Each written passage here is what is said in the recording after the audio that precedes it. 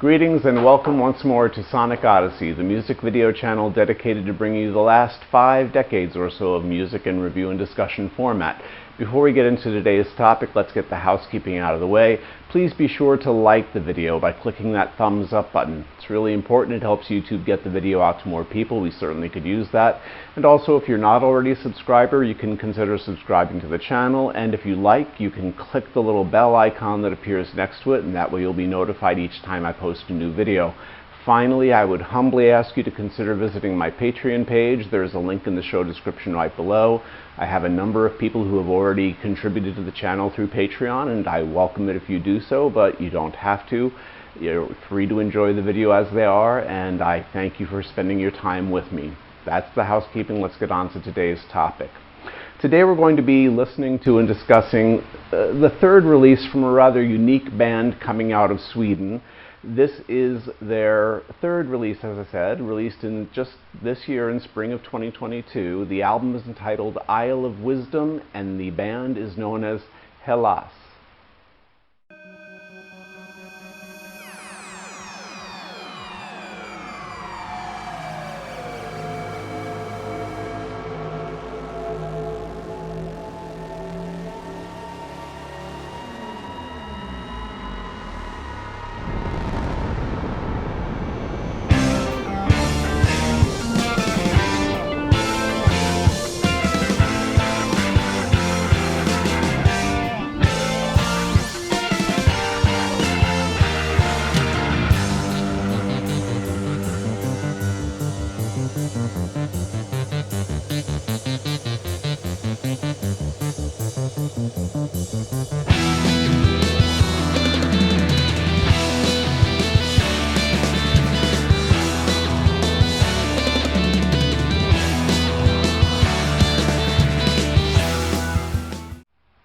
The clip I just played is from the album's opening track, the very start of the opening track, entitled Birth/Into Darkness. And this little tidbit comes from the very start of the song. I chose it primarily because it gives you a very quick idea, very decisive and very clear concept of what you're going to get on the album going forward.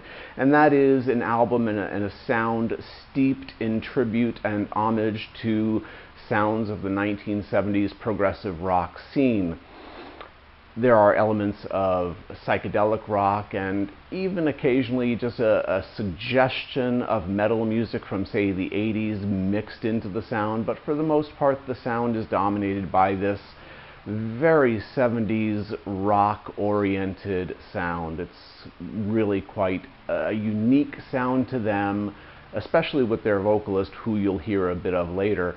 He has quite an exceptionally uncommon voice, but beautiful and very soaring and full of great range, so we'll get to more of that later. Basically, Hällas come from Jönköping, Sweden, and forgive me for butchering the pronunciation of that. And they formed initially as a trio with a guitarist that no longer is with the band. But the lineup as it consists today is comprised of 5 gentlemen who have recorded on all of the releases, the 3 album releases the band has released. I believe it's the same recording lineup for their first EP, a 4-track EP that was released in 2015, but I could be wrong. So I'll stick with the foundation we usually use as a red line or a bass line for this, and that is the albums. And their debut album was released in 2017 with this lineup. So basically it's Tommy Alexander on bass and lead vocals. We have Casper Eriksson providing the drumming and percussion, Niklas Malmqvist on organ and synthesizer, and we have the dual guitar attack of Alexander Moraitis and Marcus Peterson. And these 5 gentlemen together, again, have been the steady and solid lineup of Hällas for all of its recording career. As I already alluded to, they did have a EP, a self-titled, eponymously titled EP, released in 2015, and it's a 4-track number coming in a very short time, I think under 24 minutes or so. And it's not bad. It's very much in a sound that reminds me very strongly and very distinctly of Rush's debut LP for its blues rock sound. But they really evolved their sound and developed their sound and honed their sound to a much more 70s retro rock style sound, which they debuted on their debut LP, which was entitled Excerpts from a Future Past. And this album was so wonderfully managed and produced that it caught the attention of a major record label, in this case Napalm Records, who signed the band on for their sophomore and subsequent releases. And that saw them release their sophomore release in 2020 entitled Conundrum, and the album we're looking at today, their third release, Isle of Wisdom, in April of 2022. Hällas take their name from a fictional character they created to be the protagonist of their songs. Most of their albums basically are loosely concept albums dealing with a world that is kind of in a parallel dimension, and Hällas is a knight in this parallel dimension traveling through space and time on this world which is run by a variety of very powerful and tyrannical religious ideas. And he is sort of sworn to fight in this battle and war that he appears to have no desire to be a part of. In a lot of ways, frankly, I'm very much drawn to the ideas of Michael Moorcock's Eternal Champion character, or at least the many iterations of the Eternal Champion character as Michael Moorcock has created and used him over the decades since he founded that concept and idea in the 1970s. Of course, the characters have included John Dacre and Elric of Melnibone and Corum and Hawkmoon. There have been so many characters that have been a part of the Eternal Champion mythos, and they all are these strong champions who sometimes have to take terrible actions and perform terrible deeds in the worlds that they're a part of. And that's kind of the feeling that I get. It's the majesty and the tenor of the music as it's performed, especially with these soaring vocals that you'll hear in just a moment, and the keyboards and the guitar work. It has just this majestic quality to it and this heroic nature to it that I'm very much put in the mind of these characters from Michael Moorcock. So I thought I'd just throw that out there for you. So let's give a listen to a little bit of another track. Here you'll get a sample of Tommy's lead vocals, and this is from the third track on the album. It's entitled Earl's Theme. You're faithful to his name, for he holds the great empire, yet the people are in vain, governed by the hand of iron. On your list now here comes the earth, 100 faithful soldiers in his heart. On your knees now here comes the earth, force of evil stronger than you know, and we will follow him till we die. I was torn between taking the clip that you just heard from either directly the beginning of the song or going a little bit deeper into the song, as I ultimately decided to do. I chose this latter direction because I feel that this particular portion of the song captures that majestic quality that the band has, with that mid-verse going into chorus portion of the song. The keys do a wonderful job of elevating the sound and sewing in the aforementioned majestic tone. And you also get this choral line with the background vocals coming in and providing this line, "We will follow him till we die," and it has a very heroic quality, especially with the synthesizers elevating in tone. It really paints a very heroic picture. The band's sound certainly has evolved. If you go back and listen to their debut EP, again, it was just 4 songs, and it was entitled simply Hällas. The sound therein was very much steeped in the style of, again, Rush's debut LP, or maybe the mid to latter portion of Led Zeppelin. It definitely had a more raw and bluesy sound to it, but they evolved their sound and developed their sound, refining it surprisingly and outstandingly by the time they created their debut LP for 2017. Again, once more, that is excerpts from A Future Past. That particular release really already showed the kind of advanced level of songcraft and understanding of their placement of instruments in the mixing and production of their sound at a very young age for the band. I mean, a lot of times you hear a debut album from a band and it has a very raw element to it. It's got the heart and the soul, and you can hear the talent and the ability of the musicians in the music, but the sound of the music very often is raw and untextured, or a little bit less clean, a little bit rougher production overall, which can sometimes be to the detriment. Certainly when a band has the talent in their chops and in their performance, they get noticed and they get signed and they get much better production come their sophomore release. That certainly is the case with a number of bands I've discussed before, and some that I will cover in the future. But for this band, Hällas really seemed to have captured the understanding of their sound from the get-go. The album debut is wonderful, and the follow-up in 2020, Conundrum, was even more so, just beautifully put together. Isle of Wisdom, which is the album we're looking at today, 2022, April 2022, is much more refined. It's got tighter construction than they've had before, yet at the same time they go in a much more adventuresome direction. In fact, the term adventure rock has been coined specifically for their sound.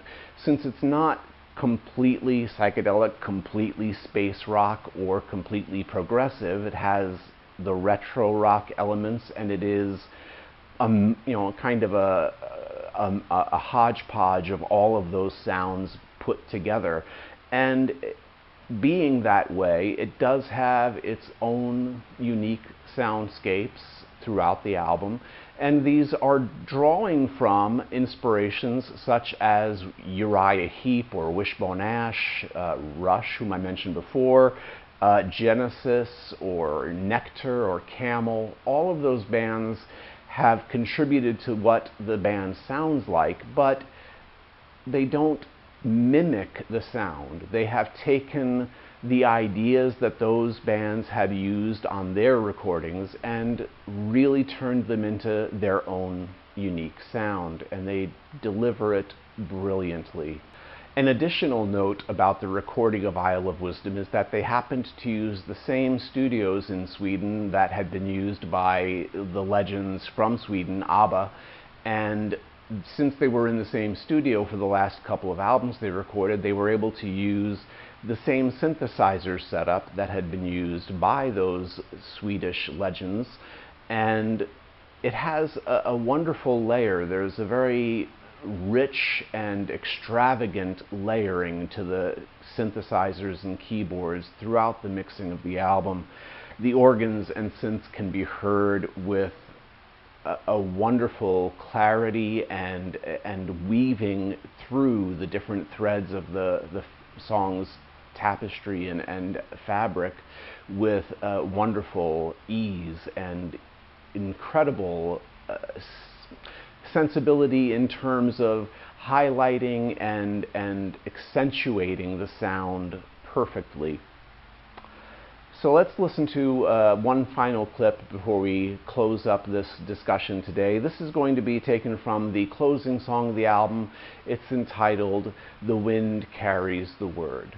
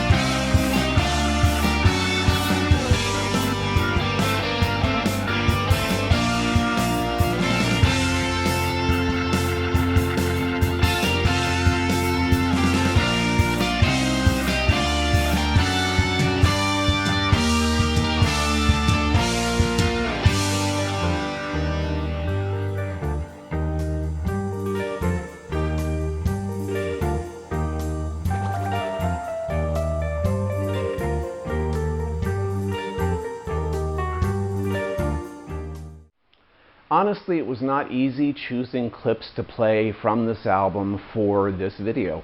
The album is one of my favorites of this year by far. I had pre-ordered this album months before its release and enjoyed the teaser tracks that had been released prior to the full release of the album on April 24th, 2022. Needless to say, this album did not disappoint me with its full release. It is one of the best albums that I've heard all year. They deliver a wonderful collection of just 8 songs, clocking in at about 45 minutes, and it's so easy and breezy to listen to. I listened to it twice today before recording this video and finishing writing the material for this video. Believe it or not, I do write this stuff. It is an album that is so simple to listen to and yet so rich and wonderfully textured and layered that with each subsequent listen you give to it, there is something new that reveals itself or unfolds before you.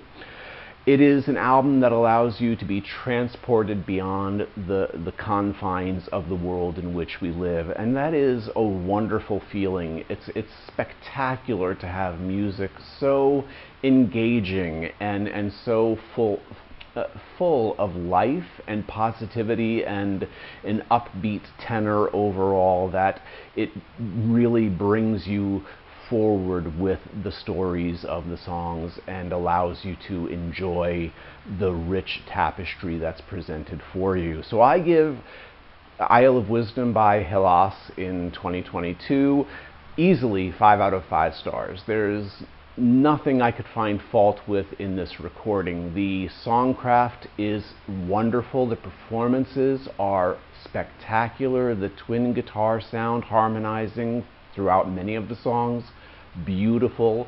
The leads and rhythms and riffs that are laid down, spectacular.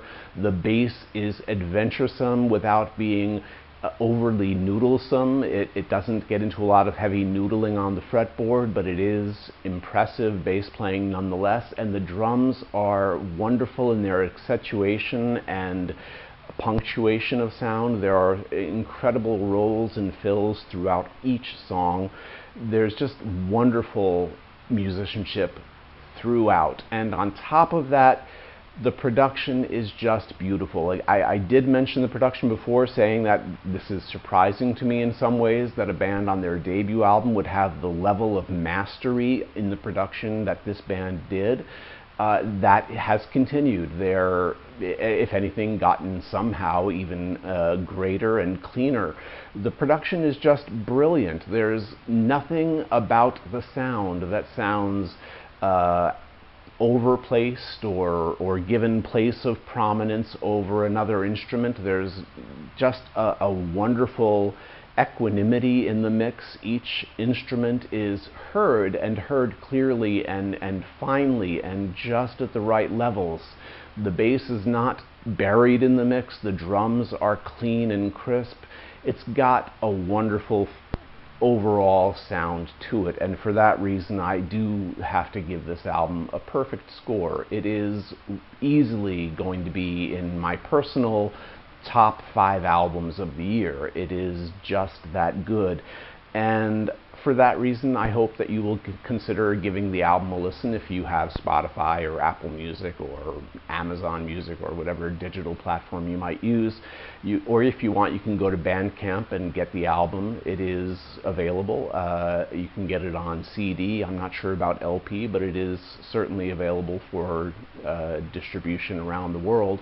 And I highly recommend it. It is a wonderful album. I've had a number of months now listening to this album, and I've listened to it easily 50 times over those months, and I love it. It's just wonderful. I hope that you'll give it a chance. I thank you for paying attention to me through this video, through to the end. Thank you for sticking with me. Please remember to like, share, and subscribe. And until next time, peace, stay well. Bye-bye.